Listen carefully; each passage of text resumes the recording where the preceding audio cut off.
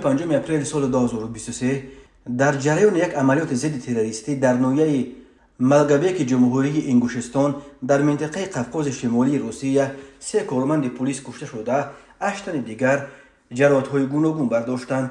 در این باره روز 6 اپریل به خبرگزاری روسی ریا نووستی یک منبع در مقامات حفظ حقوق این منطقه خبر داده است. به گفته او نیروهای قدرتی شام 5 اپریل در دهه زیازیکوفیورد واقع در تقریبا 50 کیلومتری شمالی مگس پایتخت انگوشستان با یک گروه سلاح‌بردستان روبرو شدند. هنگام بازداشتشان این سلاح‌بردستان از اتومات‌ها به سوی نیروهای قدرتی آتش گشودند.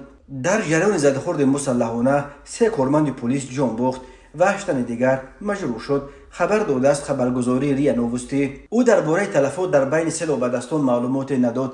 تنها گفته است که عملیات ضد تروریستی در ناحیه ملگابک تا حال ادامه دارد. درباره شخصیت این سلاح‌بردستان و از کدام گروه بودن آنها نیز چیزی گفته نمی شود. ریا نووستی یادآور شده است که روز 27 مارس سال 2023 افراد نامعلوم از اتومات‌ها یک پاسگاه پلیس در مرز انگوشستان با جمهوری اسیت شمالی را تیرباران کردند. در نتیجه 2 کارمند پلیس جراحت برداشتند. جسد تیرخورده یکی از اشتراکچیان احتمالی حمله به پاسگاه پلیس را بعد یک روز در شهر قرابلوق واقع در 27 کیلومتری شمال شرقی مگس پایتخت انگوشستان و در نزدیکی فرودگاه مگس پیدا کردند. در پی این حمله اداره فسب انگوشستان 5 ساکن این جمهوری را با گمان دست داشتن در قصد انجام حمله‌های تروریستی تحت جستجو قرار داده است. روز 3 اپریل در ناحیه ملگابک بین یک گروه ناشناس و کارمندان پلیس زده‌خورد صورت گرفت که در جریان آن یک کارمند پلیس جراحت برداشت. شام همان روز در قلمرو ناحیه ملگابک رژه عملیات ضد تروریستی جاری کرده شد.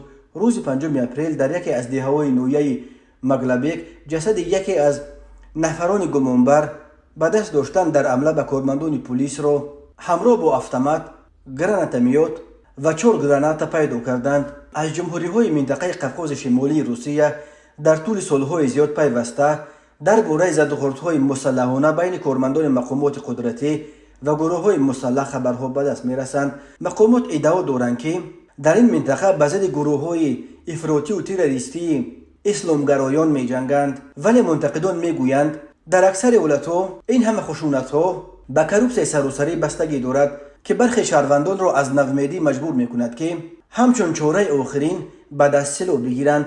موردهای نیز زیاد است که مقامات محلی با مقصد برای خود ساختن نتیجه در مبارزه با افراطگرایی و تروریسم افراد ناراضی از سیاست آنها را افراطگرایان مسلح اعلام کرده بعدا گزارش می‌دهند که تروریست‌ها جسماً نیست و نابود کرده شدند.